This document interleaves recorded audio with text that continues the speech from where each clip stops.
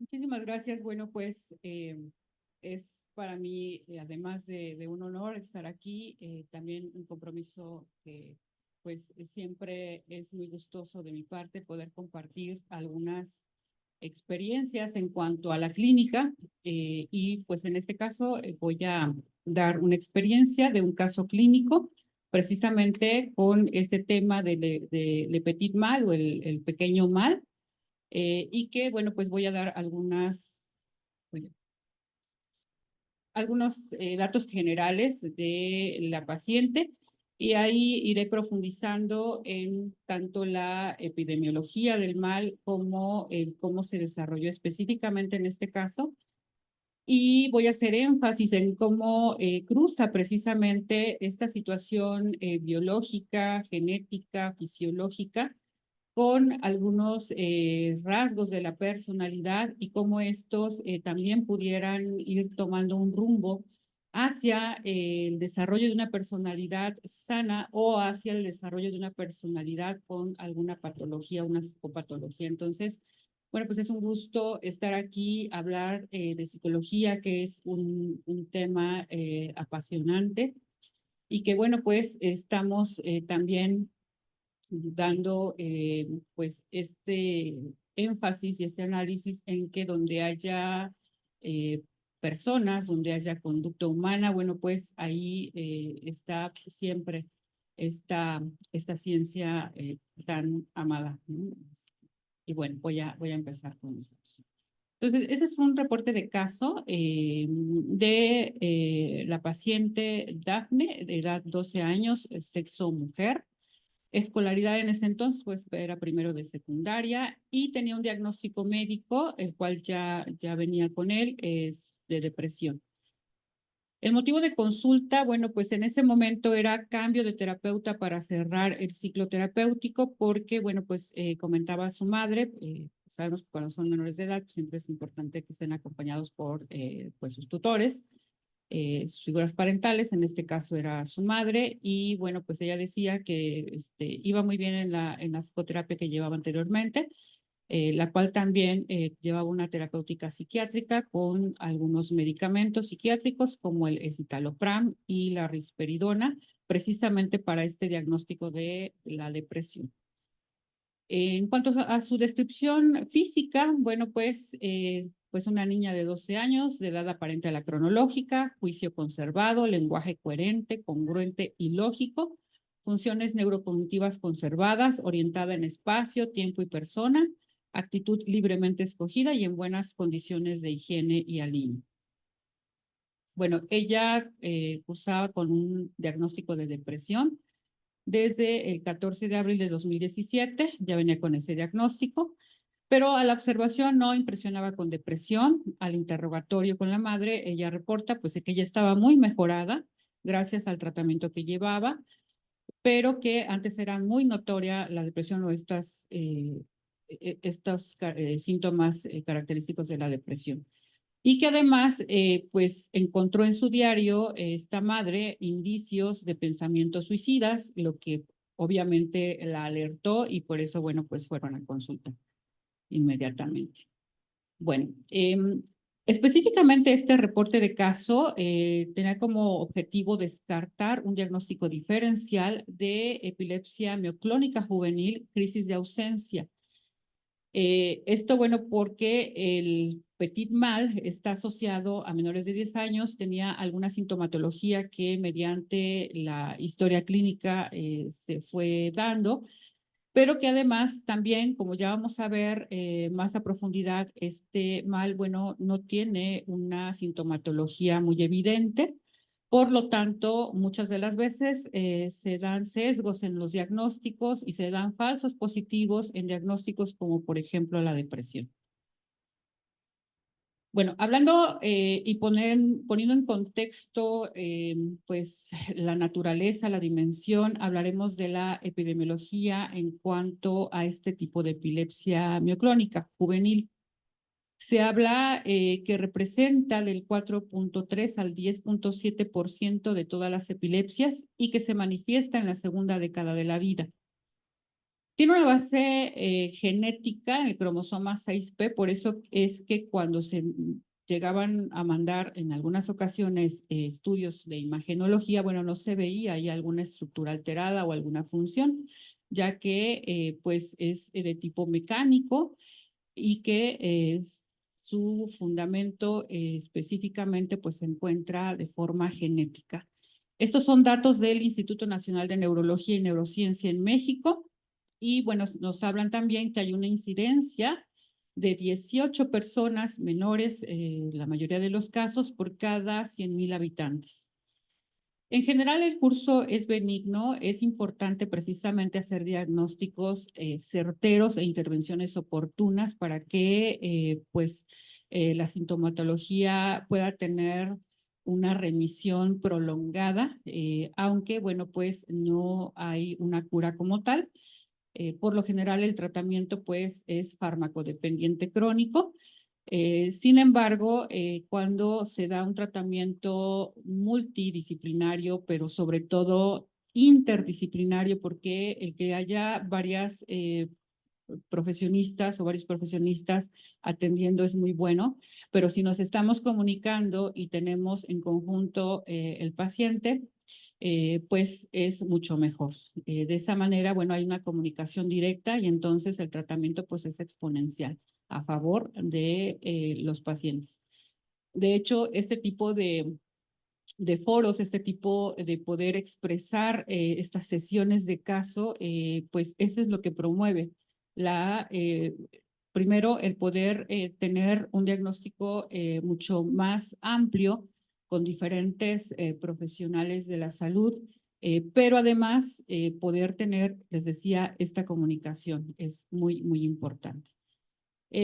¿Cuáles son las metodologías que se utilizan para llegar al diagnóstico? Principalmente es clínico, es decir, todo lo que es la evaluación clínica es muy importante porque aquí vamos a poder profundizar, les decía, en la historia del paciente, ver cuáles son algunas sintomatologías propias de este mal y cómo a veces pues se dejan pasar, pero que si se hace una exploración a fondo de esta sintomatología, pues podemos llegar a esta hipótesis clínica. ¿Cómo la vamos a poder contrastar o confirmar? Con un electroencefalograma. Esto es uno de los estudios más usuales para poder determinar este mal. Ahorita vamos a ver en alguna diapositiva cómo se dan estas ondas, cómo se identifican estas ondas anormales en un electroencefalograma. Bueno, los pacientes suelen presentar estas crisis mioclónicas y que están asociadas a ciertas crisis de ausencia. Vamos a ver que estas crisis tónico-clónicas son sutiles en cuanto a la observación del paciente. Sin embargo, dentro de las sinapsis neuronales, pues ahí es donde va a estar detectándose este foco irritativo detrás de estas sinapsis eléctricas. Bueno, hay algunas, podemos decir, auras que nos pueden decir cuáles son estas manifestaciones antes de estas crisis. Si podemos nosotros detectar cuáles son estos desencadenantes de la crisis. Hay algunos comunes como son pues todas las sensibilidades a la luz, ¿no? Estas luces que puedan ser incluso intermitentes o que puedan ser muy potentes. La falta de sueño reparador también es una condicionante de poder disparar o detonar. ¿Sí? Aquí hago la aclaración, no estamos hablando de causas, estamos hablando de detonantes. ¿Sí? Entonces, falta de sueño reparador, condiciones emocionales adversas, sobre todo lo que tiene que ver con los estilos de afrontamiento ante el estrés, porque pueden haber situaciones estresantes, pero va a depender de estos estilos de afrontamiento de cada individuo, lo que va a ser la diferencia ante si se va a percibir o ese estrés percibido es algo rebasador de las posibilidades y luego, si este estrés percibido es crónico, se está perpetuando en el tiempo, bueno, pues entonces esto va a ser también un detonante muy importante.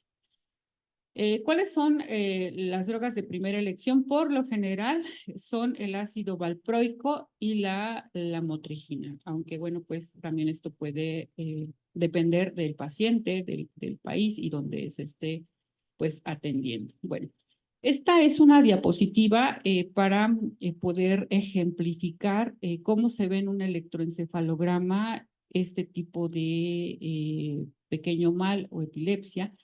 Vemos aquí, pues, que es un electroencefalograma, el cual por lo general se va a tomar, pues, precisamente cuando las personas están en periodo de sueño profundo, para ir detectando estas ondas y que no hay otros estímulos. Y vamos a ver algunos picos ahí, patrones de polipuntas, que son estas ondas que se van hacia arriba y que por lo general, después de estos periodos de ondas con una punta que pueden llegar hasta 6 Hz de intensidad, van a seguir ondas más lentas, ¿sí? Ese también es un dato. Si vemos aquí,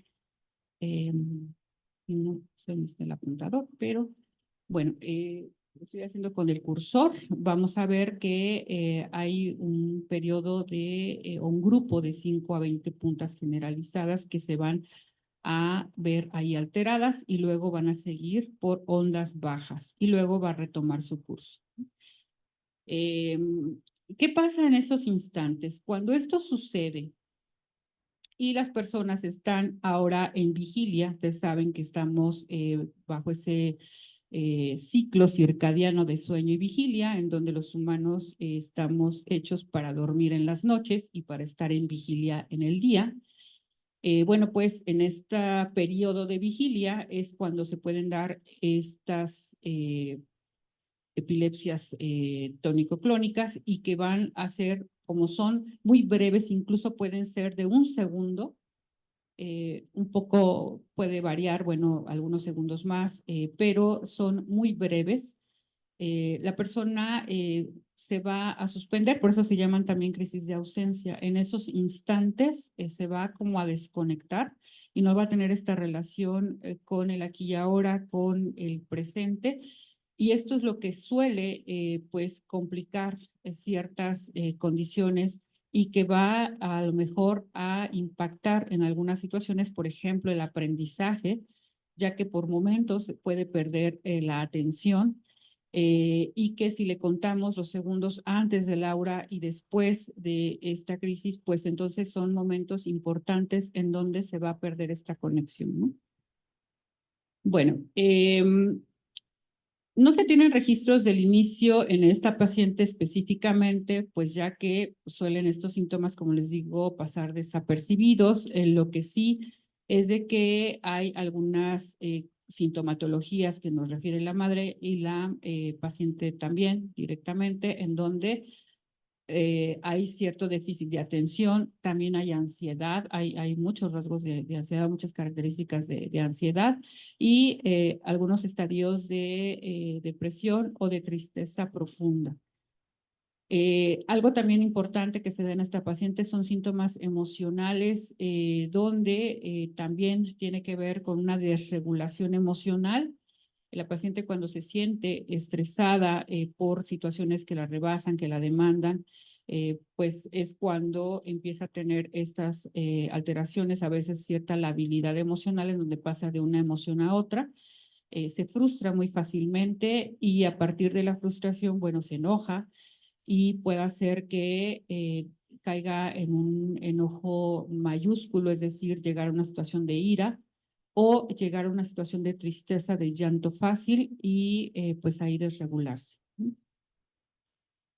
También refiere la madre que en varias ocasiones cuando se dan situaciones de conflicto, discusión, peleas, problemas escolares o emocionales en la paciente, esta refiere que no se acuerda de varios sucesos ocurridos. Les digo, parece que hay un aura donde el patrón es la desregulación emocional, seguido por agitación, hiperventilación, episodios de furia y luego pareciera que no responde. Ahí parece que donde se da la ausencia.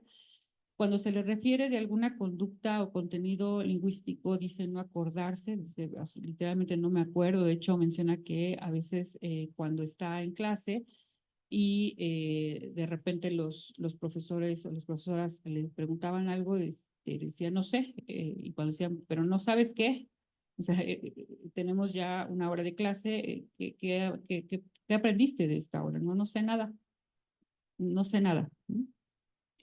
También cuando solía tener conflictos con la madre, de hecho también esto es parte de la historia clínica, es una madre que es muy punitiva, es muy castigadora, muy exigente y pues en estas situaciones de pleito con la madre, pues era cuando también presentaba estos síntomas y también en algunas ocasiones comentaba la mamá en alguna situación tuvieron un conflicto muy fuerte en el carro, de hecho era para llevarla o dejarla ahí en la escuela. Esta paciente no se quería bajar de la escuela, la madre le gritó muy fuerte, de repente pareciera que se fue, que se desconectó y de repente cuando quisieron abordar el tema, pues la paciente dijo de no acordarse absolutamente de nada de lo que pasó en ese momento.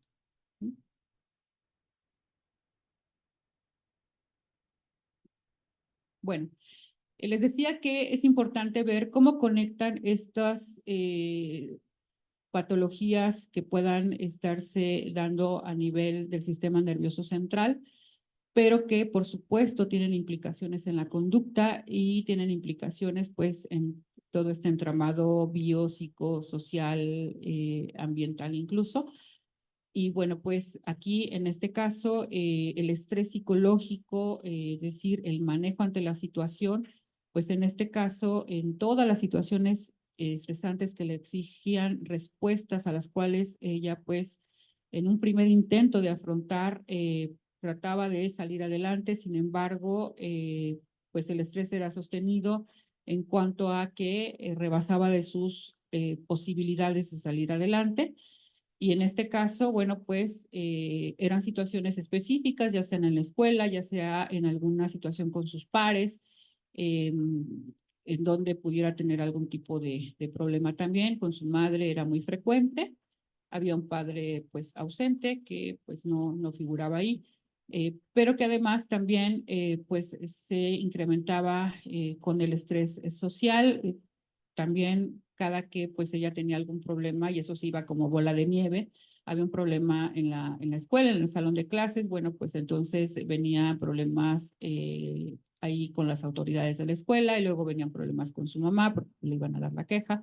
Entonces todo eso se iba sumando, ¿no? Desde una crianza, les decía, punitiva por parte de la madre, pues también iba generando ahí ciertos rasgos de oposicionismo, de desafío, pues ya que además de estar en una edad en donde pudiéramos decir que estas características de oposicionamiento y desafío ante la autoridad son naturales para el tránsito de la adolescencia, en este caso la adolescencia inicial, bueno, pero aquí se recrudecían dadas las características autoritarias y punitivas de la madre. Entonces, bueno, pues esto ya representaba también, les decía, como una bola de nieve, mayor estrés en esta situación.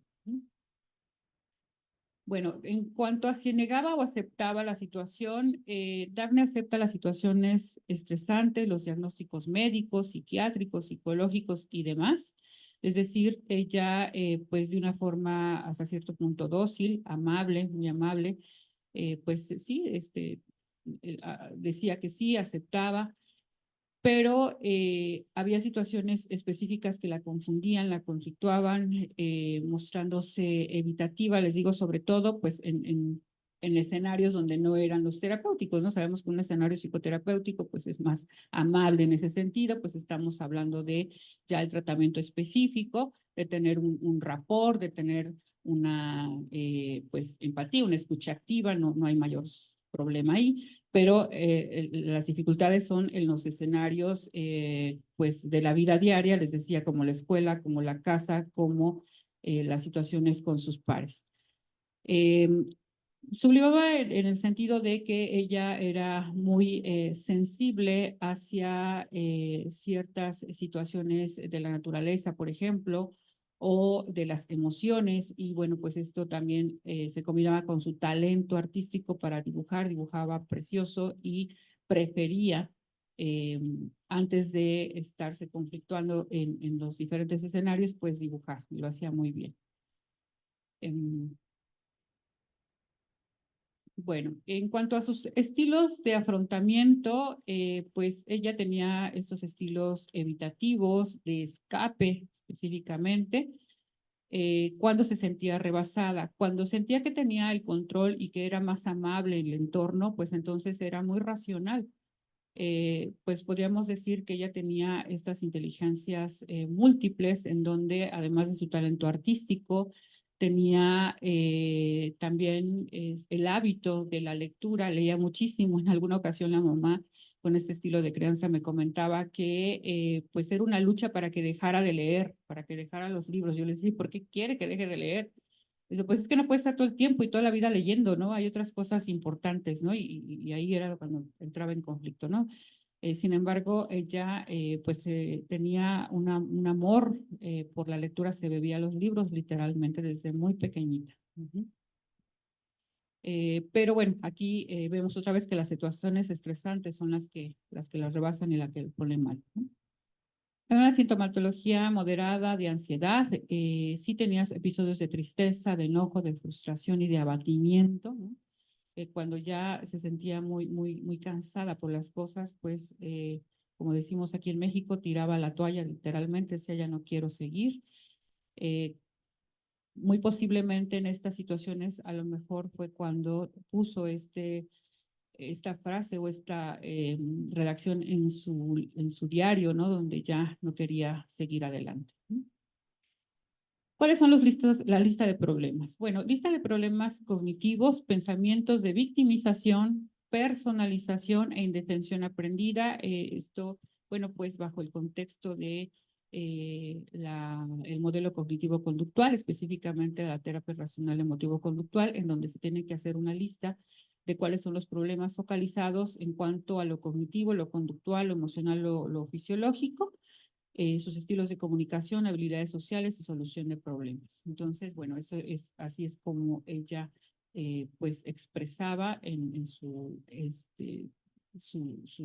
bajo sus esquemas, su sistema de creencias, pues que ella era la víctima, que todo le pasaba a ella, que las personas hacían cosas a propósito para desestabilizarla, y que bueno, pues esta indefensión aprendida en donde no puede, en donde no sabe, en donde no entiende, pues es lo que se estaba ahí formando. Con relación a lo conductual, bueno, pues había desorganización, aislamiento, en una persona que pues era caótica en cuanto a la planeación, la organización, también datos que pudieran estar ahí asociados a las funciones ejecutivas. Y bueno, pues ella prefería aislarse, les decía que sus estilos de afrontamiento eran evitativos y de escape. Con relación a lo emocional, bueno, pues ahí era la desregulación emocional. Ella pues no podía regularse en las ocasiones, sobre todo les decía cuando se sentía bajo mucho estrés. En cuanto a lo fisiológico, pues tenía problemas con el sueño, no dormía bien por las noches y todo el día estaba somnolienta. También es algo importante que pues ya vimos como uno de los detonantes de este pequeño mal, pues es que no puedan dormir, que no tengan un descanso profundo. Necesitamos por lo menos 8 horas de sueño continuo en la noche para tener de 5 a 6 episodios REM, que es el sueño profundo, y es cuando el cerebro se alimenta. Pues sabemos que el cerebro se alimenta de oxígeno, de glucosa y proteína. Si no lo hace en la noche, no lo puede hacer durante el día. Sin embargo, bueno, pues va a sentirse cansado, inatento, con problemas de memoria de tarea, de trabajo. Y bueno, si ya de por sí había este problema de inatención, bueno, pues aquí se va a agudizar. En cuanto a la comunicación, pues en ocasiones tenía ya una comunicación agresiva, irónica, sarcástica, y esto pues muy aprendido en casa, ¿no? En cuanto a sus habilidades sociales, tenía conflictos para relacionarse con sus pares, se le daba mejor relacionarse con personas adultas, pero por lo general pues prefería estar sola. Y bueno, pues en cuanto a ir a la solución del problema, pues cuando ella se sentía, repito, en situaciones altamente demandantes que le ocasionaban mucho estrés, entonces negaba el problema, evitaba, escapaba de la situación. Cuando era cómoda la situación, resolvía muy bien, una forma óptima y funcional.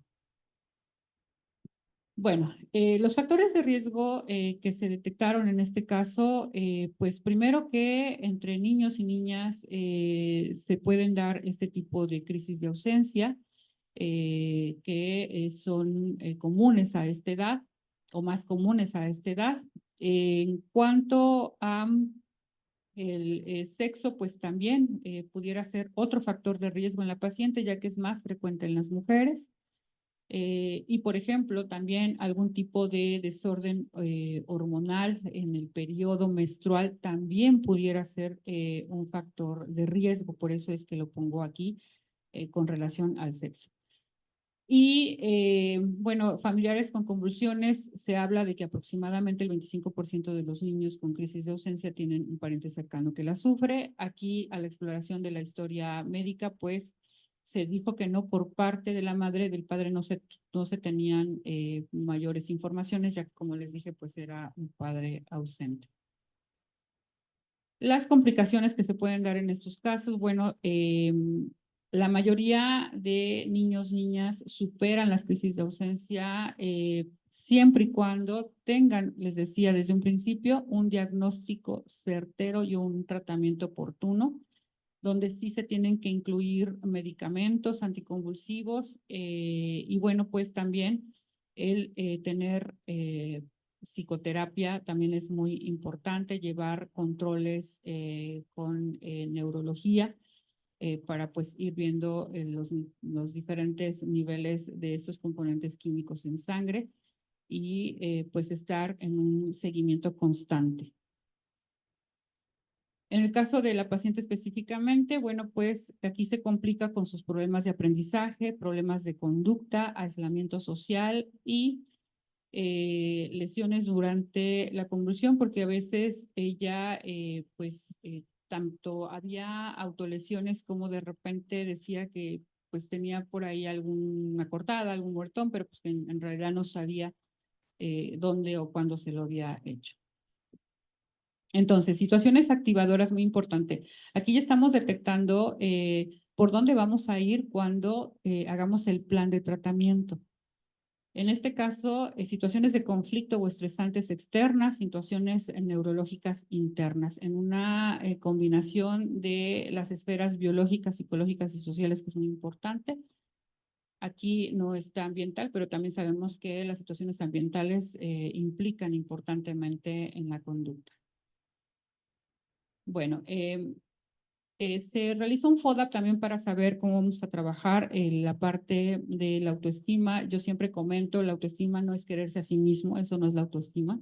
La autoestima es la combinación del autoconcepto y la autoimagen, y esto va a dar la evaluación global de sí mismo y de esa manera se puede trabajar de una forma más funcional. En el caso de las fortalezas, pues Dafne tiene inteligencias múltiples, madurez cognitiva, sensibilidad artística, es empática, racional y tiene un pensamiento abstracto. En cuanto a sus debilidades, afrontamientos evitativos y de escape y su condición de enfermedad neurológica. Oportunidades, diagnósticos certeros, terapéuticas oportunas, remisión prolongada de los síntomas, toma de decisiones relevantes, emparejamiento y después despunte académico, todo lo relacionado con la sensibilidad artística y literaria.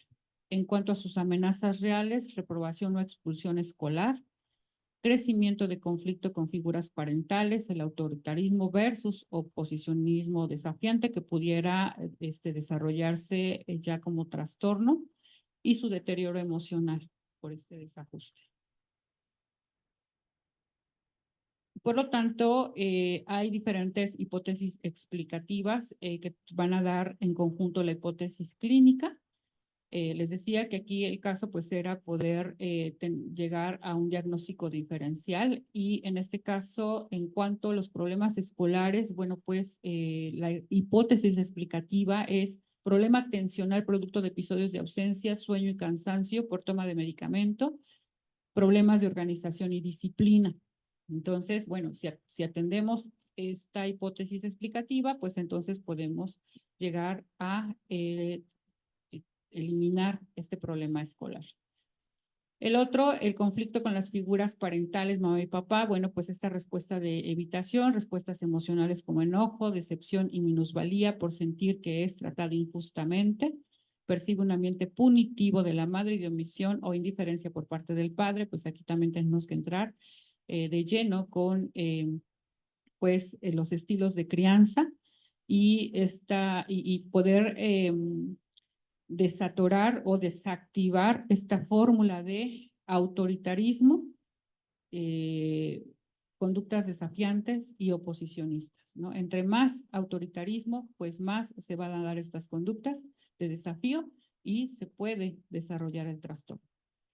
La otra dificultad es en las relaciones con sus pares. Bueno, pues ella es altamente competitiva y se relaciona a través de la admiración total o el rechazo y una ambivalencia.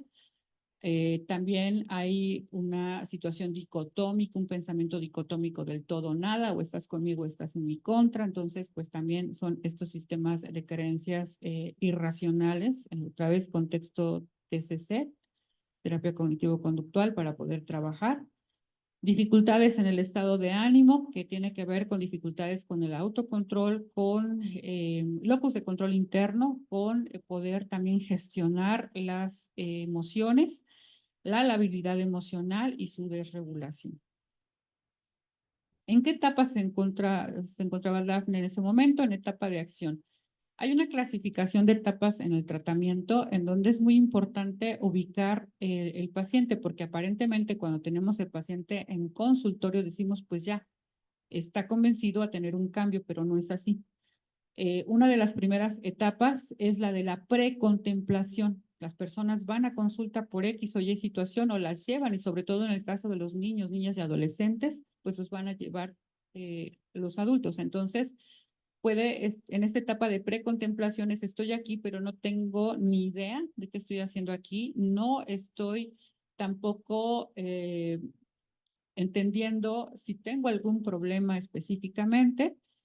Y por lo tanto, pues no hay una necesidad o un deseo de cambio verdadero o legítimo. Esa es la precontemplación. Cuando se encuentran en esa etapa, entonces lo que tenemos que hacer es una entrevista motivacional de tal forma que este paciente sepa que realmente tiene un problema o varios que lo están rebasando, que no puede por sí mismo y que sí necesita estar en un tratamiento psicológico. Entonces se le explica y se le sensibiliza para que entre a la etapa de contemplación. La contemplación es, ok, ya entendí, tengo este tipo de problemas, no puedo con ellos totalmente y entonces, pues vamos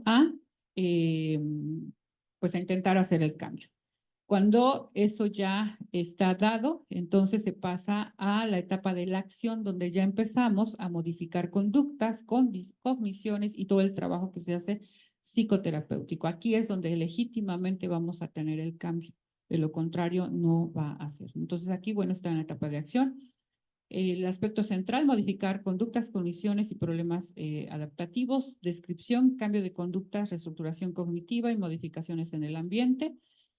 Y bueno, pues algunas expresiones que se retoman de la paciente frecuentes es que está dispuesta al cambio y su conducta, pues todos los esfuerzos y sobreesfuerzos que hace para eso. Eso nos dice que está en esta etapa de acción.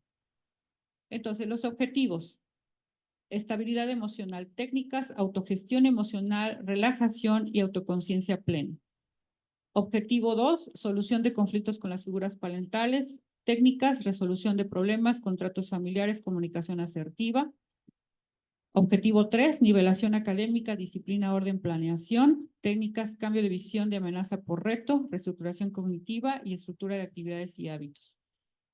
Y el último objetivo, locus de control interno, es hacerte cargo y responsable de tus conductas, de tus emociones y de tus pensamientos y no estarlos dirigiendo a terceras personas o al ambiente. Técnicas, aproximaciones sucesivas, técnica de exposición y prevención de respuesta, economía de fichas. Consideraciones finales. Frecuencia de sesiones una vez por semana, terapias complementarias, neuropsiquiatría, psiquiatría, psicopedagogía, ludoterapia, terapia familiar. Obstáculos, que las figuras parentales no se involucren en el tratamiento y que interrumpan las terapéuticas.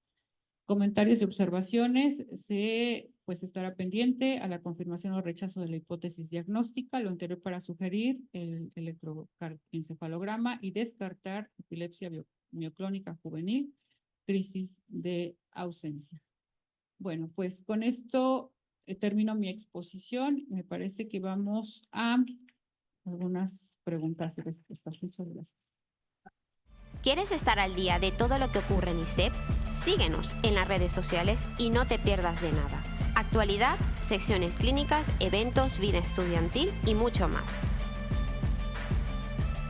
Podrás encontrarnos en Facebook, Twitter, LinkedIn, Instagram y YouTube. Conviértete en el protagonista de nuestros perfiles sociales. Cuéntanos cómo está siendo tu experiencia en ISEP. Muéstranos tu día a día, comparte las fotos de tus mejores momentos y recuerda de etiquetarnos o de usar el hashtag #ExperienciaISEP. Así podemos compartir el contenido con el resto. ISEP, un lugar donde las grandes cosas pasan. Con ISEP siempre sumas.